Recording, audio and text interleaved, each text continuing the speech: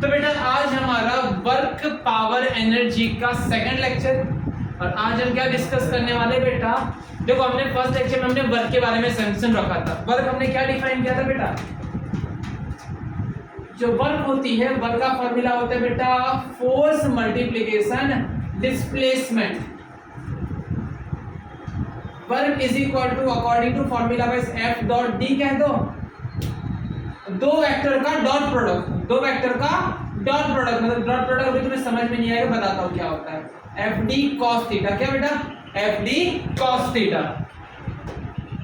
मैंने इसको दो पार्ट में डिवाइड किया, मैंने वर्क इज इक्वल टू क्या कह दिया, एफ डी कॉस थीटा, मैंने कह दिया work is equal to D F cos theta, ये F cos theta into D, कुछ भी कह दो, दोनों बात एक ही है। इसका मीनिंग क्या निकला, फोर्स, फोर्स और डी कॉस थीटा का मल्टीप्लिकेशन क्या बेटा, component of displacement, component of displacement in the direction of applied force, और यहां क्या बेटा, component of force in the direction of displacement, component of force in the direction of displacement, component of displacement in the direction of applied force। Very good. चलो इसके basis पे हम तीन numerical करेंगे और एकदम खतरनाक रूप से क्लियर कर देंगे बेटा, है ना।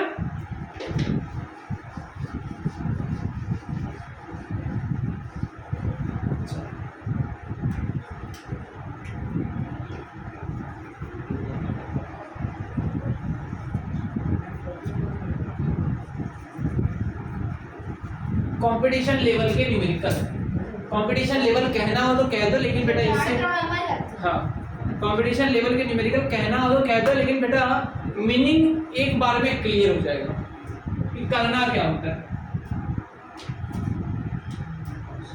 बेटा मान लो यहाँ पे एक मास था, है ना बेटा, ये मास था। अब इस मास को बेटा आपने फोर्स लगाए तो ये ऐसे सर्कुलर पाथ पे घूमते हुए यहाँ पे पहुंच गए, एग्री, सर्कुलर पाथ पे ऐसे यहाँ से यहाँ पहुंच गए। इसकी रेडियस ये आर थी, तो ये भी क्या हो जाएगा बेटा, बुलहाया ना, क्लियर इतना। ये रेडियस अगर आर है तो ये भी कितना हो जाएगा बेटा, आर। चलो इसकी पोजीशन बेटा देखा जाए तो एक्स में कितना चेंज हुई, इतना, एक्स में कितना चला बेटा, आर, आर, और वाई ऊपर की तरफ कितना गया, वो भी आर, बुलहाया ना, हाँ क्लियर है। चलो सेम सिचुएशन,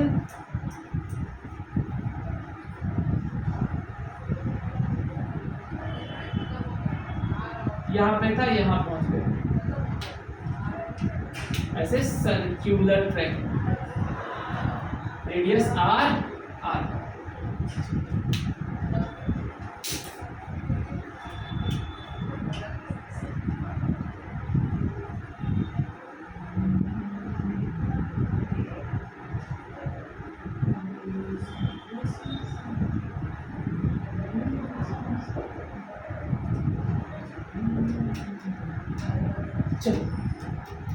एक्स में कितना चला आर, वाई में कितना चला आर, एक्स में कितना चला आर, वाई में कितना चला, आगे कितना गया आर, ऊपर कितना गया are.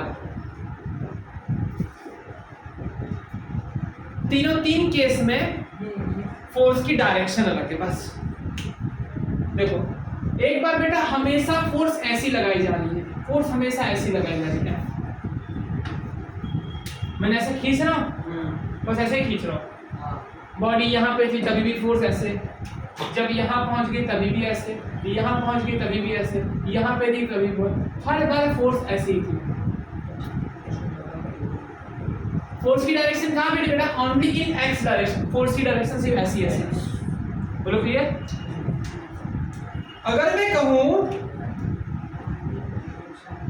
Work done by external force, तीनों में वही निकालूंगा पहले, work done by external force अगर मैं कहूं तो बेटा मुझे वर्क का फॉर्मूला क्या है, फोर्स इनटू डिस्प्लेसमेंट, फोर्स और डिस्प्लेसमेंट का प्रोडक्ट,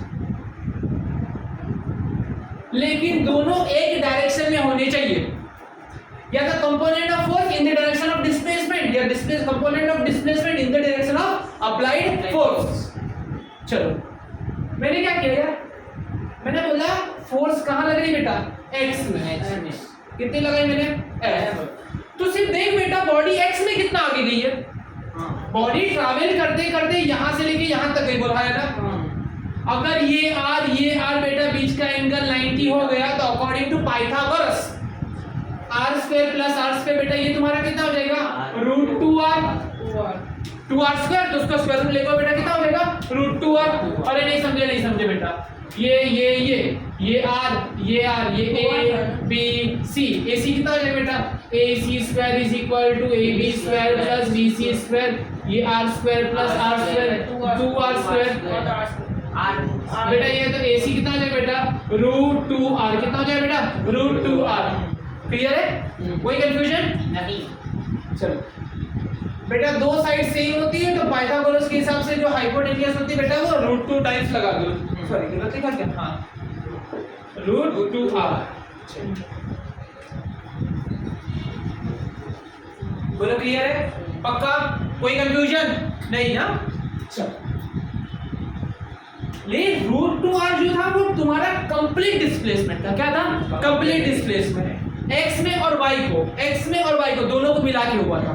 x में कितना गई बेटा, r, और y में भी कितना गई बेटा, r, दोनों को मिला के कितना हुआ बेटा, रूट 2r। बट मैंने फोर्स कहाँ लगाई बेटा, x में, तो डिस्प्लेसमेंट भी कौन सा, सिर्फ और सिर्फ x वाला। फोर्स लगी f और डिस्प्लेसमेंट हुआ बेटा r। फोर्स है बेटा तुम्हारा, वर्क तुम्हारा हुआ Fr। बोल क्लियर, कोई confusion. Work done by external force कितना हो बेटा, सिर्फ और सिर्फ Fr। चलो इसमें देखो बेटा, इसमें मान लो मैंने फोर्स ऐसे लगाई,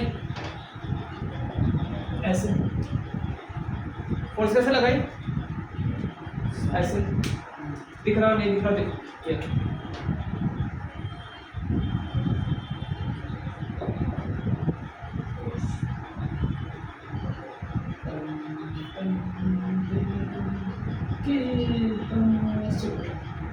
ये फोर्स लगाई तुमने ऐसे, मैंने फोर्स लगाई ऐसे, क्या इस डायरेक्शन में डिस्प्लेसमेंट हुआ है, हाँ हुआ है।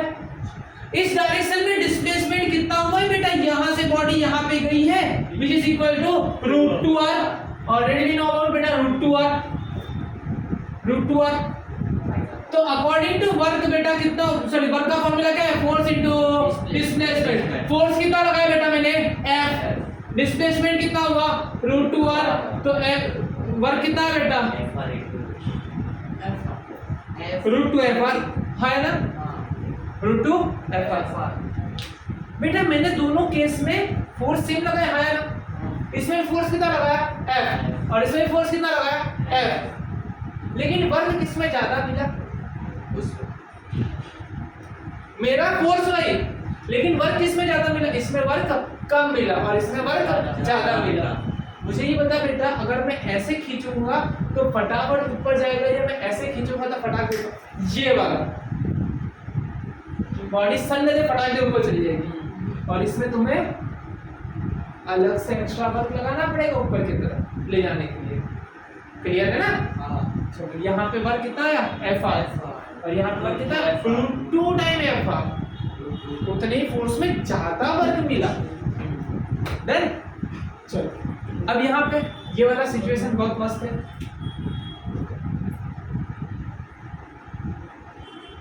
चलो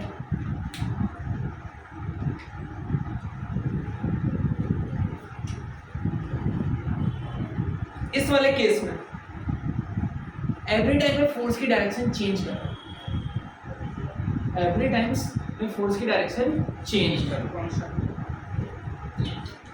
देखो मैंने पहले ऐसे लगाया, फिर ऐसे, फिर ऐसे, फिर ऐसे, फिर ऐसे, फिर ऐसे, सोचिए मैंने ऐसे, देखो बेटा यहाँ पे था, मैंने धीमे धीमे धीमे धीमे ऐसे ऐसे, जिस डायरेक्शन में डिस्प्लेसमेंट उसी डायरेक्शन में फोर्स लगा रहा हूं। डिस्प्लेसमेंट ऐसे, जितना डिस्प्लेसमेंट हो रहा है उसको हमेशा पैरेलल कौन सा बेटा, फोर्स। फोर्स और छोटा छोटा छोटा छोटा डिस्प्लेसमेंट दोनों एक दूसरे को पैरेलल है। डिस्प्लेसमेंट कितना हुआ बेटा, इतना इतना इतना इतना इतना इतना थोड़ा थोड़ा थोड़ा थोड़ा थोड़ा थोड़ा कर करके यहाँ तक आया बेटा। यहाँ से लेके यहाँ तक डिस्प्लेसमेंट कितना हुआ बेटा, क्या ये 1/4 ऑफ पेरीमीटर नहीं है क्या? 1/4 ये ट्रैवल किया हुआ पाथ कितना है बेटा, पूरे सर्कल का 1/4, पूरे पेरीमीटर का 1/4। तो ये कितना हो गया बेटा, इसे 2 से काट दिया, हो गया बेटा π/2r। ये तेरा क्या है बेटा, डिस्प्लेसमेंट। बोलो क्लियर है एकदम अच्छे से? ये तुम्हारा क्या है बेटा, डिस्प्लेसमेंट। सो वर्क का फॉर्मूला के हिसाब से फोर्स इनटू डिस्प्लेसमेंट। तो बेटा फोर्स कितनी लगाई तूने, हमेशा F लगाई, और डिस्प्लेसमेंट कितना हुआ π/2r। तो बेटा π/2FR, बहुत ज्यादा, सबसे ज्यादा वर्क इधर मिलेगा, उससे कम वर्क इधर, और उससे कम वर्क इधर। चलो अब बेटा यही क्वेश्चन, सिचुएशन चेंज। ये बेटा आता है एग्जाम में, गुड सेट में 4 मार्क्स का क्वेश्चन, π/2FR। ये भी आ चुका है गुड सेट में, ये नहीं अभी तक आया, कंपटीशन में आ जाते हैं। 2 कंपैरिजंस का 2, हाँ कॉन्सेप्ट बेटा, वहां पे न्यूमेरिकल की साइज के लिए इतना छोटा सा फॉर्मूला लगाओगे, आंसर आ गया बेटा 4 मार्क्स। वहां पे बेटा उसके मार्क्स नहीं है कि कितना बड़ा न्यूमेरिकल है, वहां पे किसका मार्क्स है बेटा, कॉन्सेप्ट का। एक कॉन्सेप्ट 1 मार्क्स का गुजरात बोर्ड के हिसाब से 1 मार्क्स है ना, वही कॉन्सेप्ट गुजकेट के हिसाब से कितने मार्क्स है बेटा, वही 4 मार्क्स। क्लियर है ना? चलो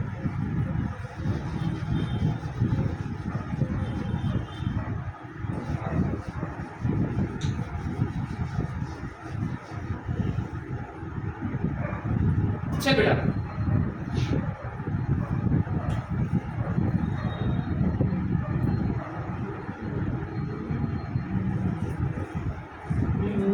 क्या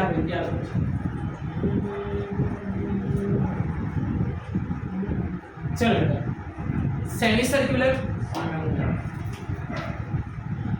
यहाँ पे कुछ रखा था बेटा, कुछ भी रखा है जैसे पेंडुलम या कोई भी ऐसे रखा हुआ था बेटा, ठीक है। चलो इसको मैंने फोर्स इस डायरेक्शन में लगा रहा हूँ, इस डायरेक्शन में फोर्स लगा रहा हूँ, सिर्फ ऐसे ही खींच रहा हूँ, ऐसे खींच रहा हूँ।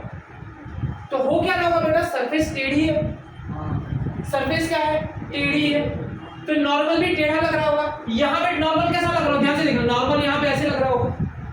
नॉर्मल मतलब बेटा कौन, नीचे वाली सरफेस उसे धक्का दे रही है ना।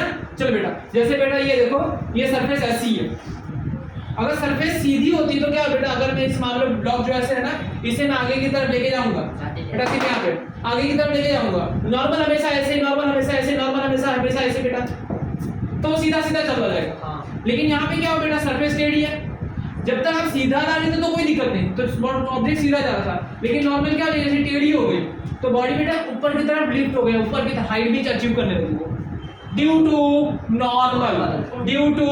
नॉर्मल। सरफेस टेढ़ी है, सरफेस उसे ऊपर की तरफ धक्का दे रही बेटा।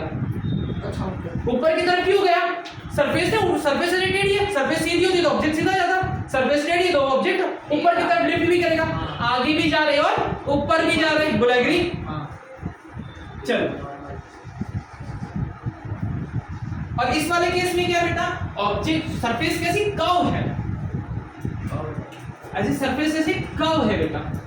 यहाँ तो बेटा कैसी थी, यहाँ पे ऐसा सीधा है तो नॉर्मल यहाँ पे, यहाँ बेटा नॉर्मल यहाँ पे, यहाँ पे नॉर्मल यहाँ पे, यहाँ पे नॉर्मल यहाँ पे, यहाँ पे नॉर्मल यहाँ पे, यहाँ पे नॉर्मल यहाँ पे, हमेशा नॉर्मल कैसा होता है बेटा, सरफेस को परपेंडिकुलर, सरफेस को परपेंडिकुलर।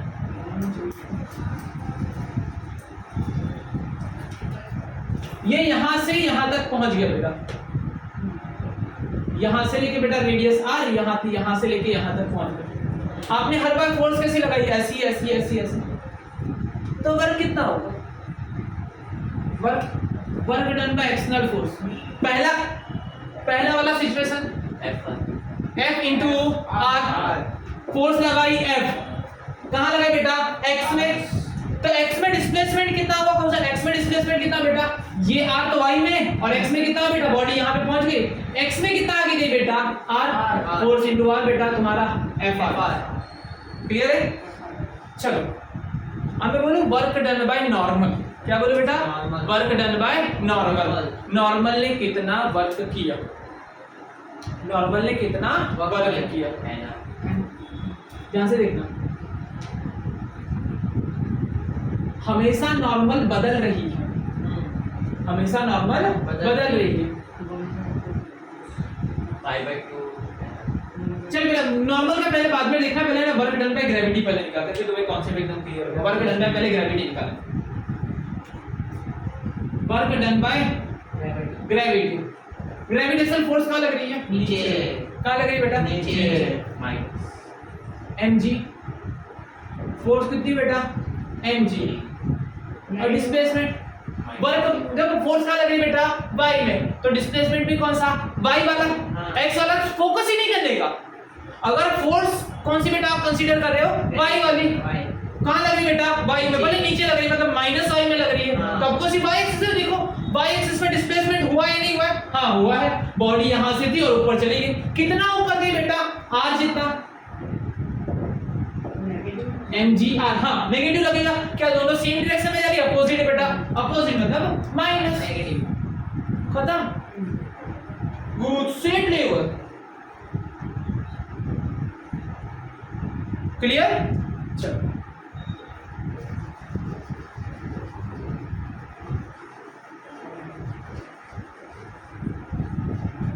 चलो अब आखिरी वाला न्यूमेरिकल खत्म करेंगे।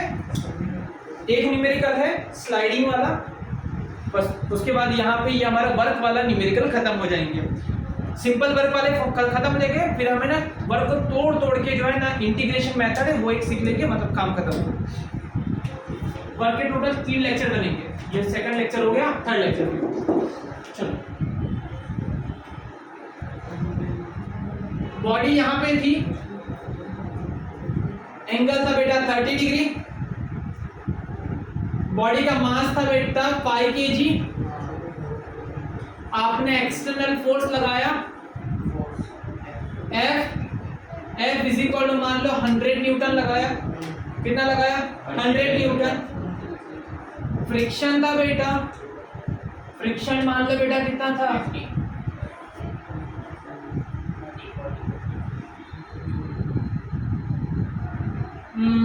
हाँ फ्रिक्शन मान लो 10 ले लो, 10 है ना, 10 न्यूटन ले लो, फ्रिक्शन ले लो 10 न्यूटन।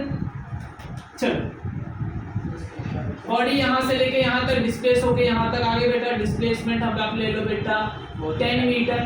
कितना ले लो बेटा? 10 मीटर ज़्यादा हो गया, 2 मीटर ले लो, 2 मीटर।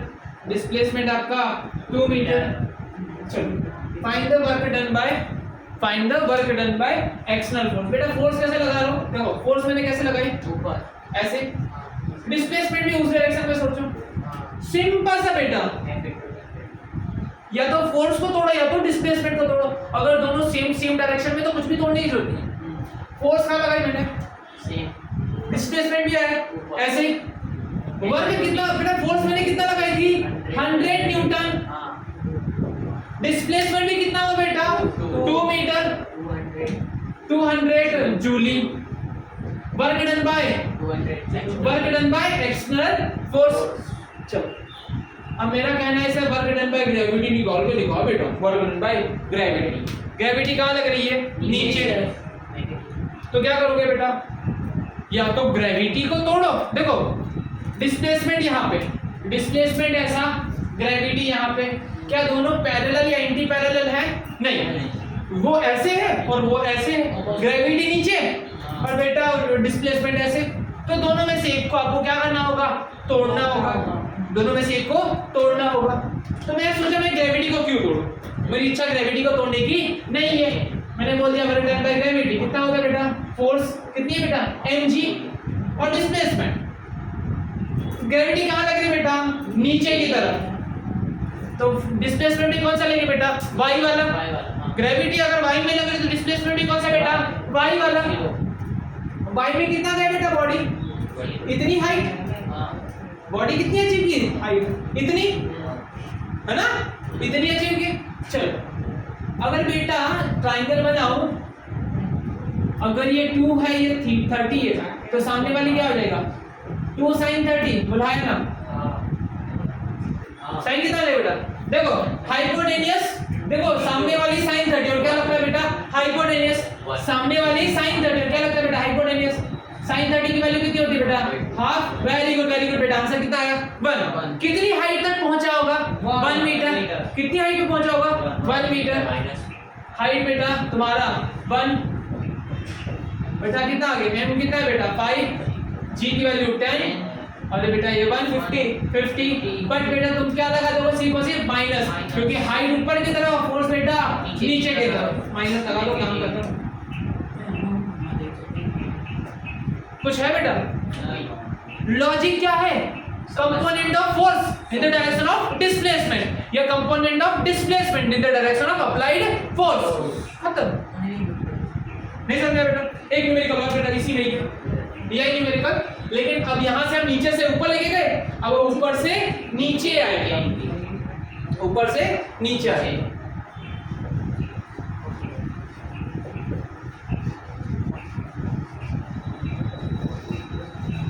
चलो बेटा मुझे ये बताना कि जो ऊपर से नीचे आएगा तो उसका एक्सेलरेशन कितना होगा, बताते बेटा।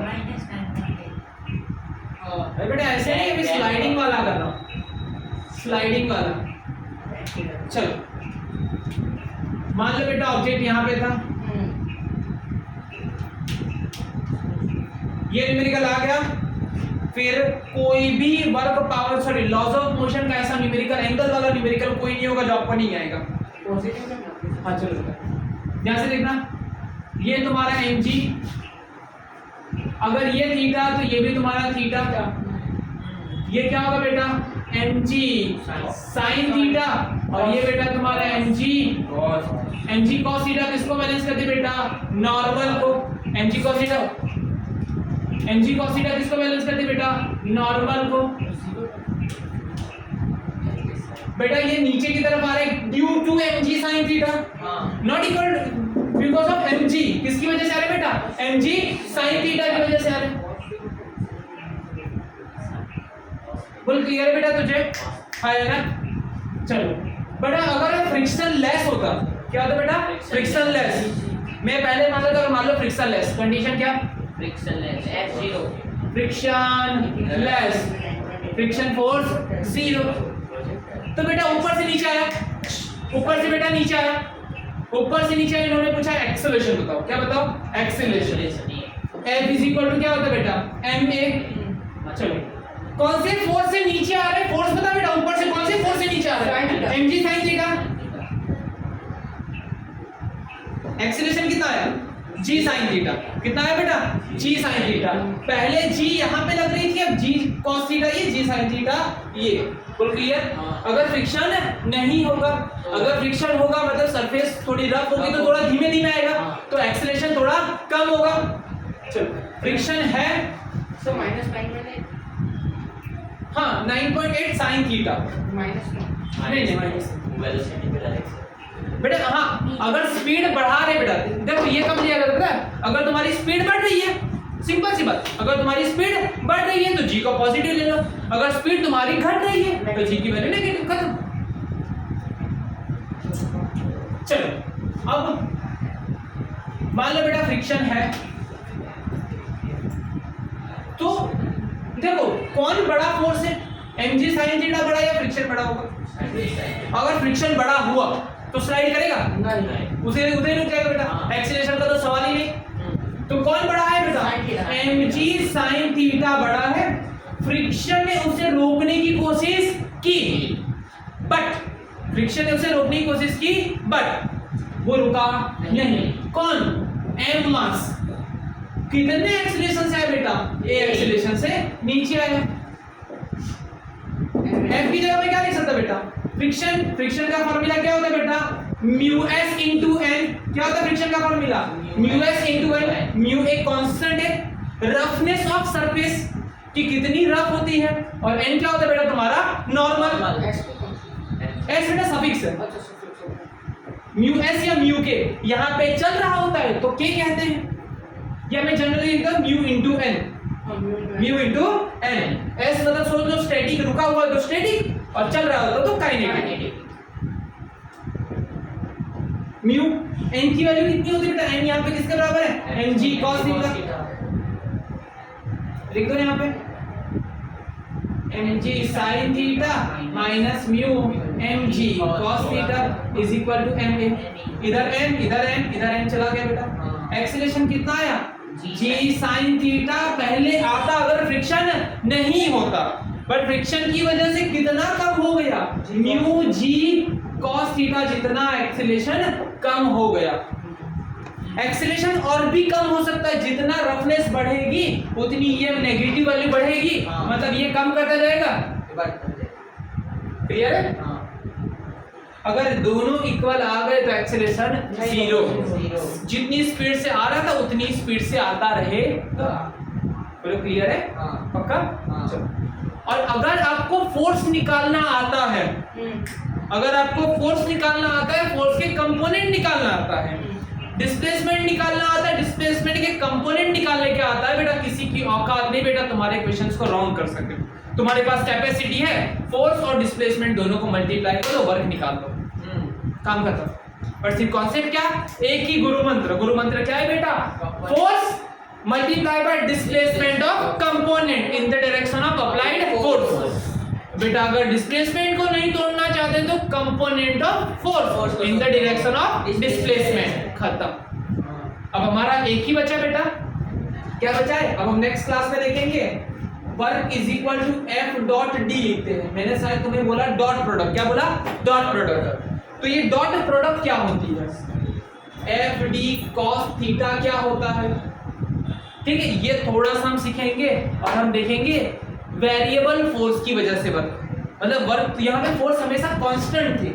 अगर फोर्स मान लो बदल रही हो तो वैरी करे, कभी इंक्रीज करे कभी डिक्रीज कर रही है, तब हम क्या करेंगे, तब हम करेंगे इंटीग्रेशन। क्या करेंगे हम, इंटीग्रेशन। तो ये हमारे छोटी सी चीज बाकी रहेगी, लगभग हमारा कल नेक्स्ट क्लास में ये खत्म हो जाएगा, ठीक है। चलो।